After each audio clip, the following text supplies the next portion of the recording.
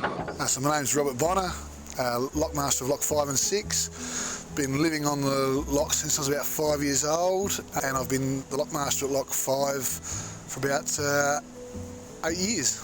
Dad was a lockman at Lock 9, and then we moved to Lock 5 and he was the lockmaster here at Lock 5. Lock 5 was built in and completed in 1927. Originally they were installed into the system for navigation for the paddle boats for trade up and down the river, and now they're more utilised for irrigation and water supply for townships. Depending on the size of the vessel, dinghies or houseboats, we generally only mainly do houseboats, so that's 6 high houseboats at any one time.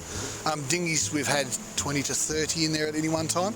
They will either ring us by phone or they will give 3 long blasts of the horn, and then we'll give them a red light when they can see we're actually notified their signal, and then they'll get a green light to proceed into the lock chamber.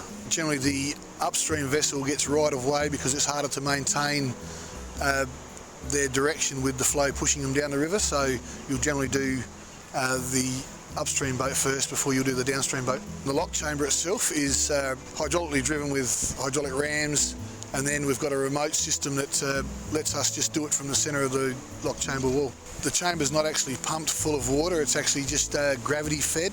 So we've got valves on the upstream side with a tunnel that runs through into the chamber on the upstream side with 5 ports, and then they'll let water in, and it's just done by gravity.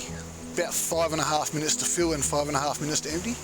We've had anything from canoes, a swimmer comes through, doing a record from the Hume down to the mouth.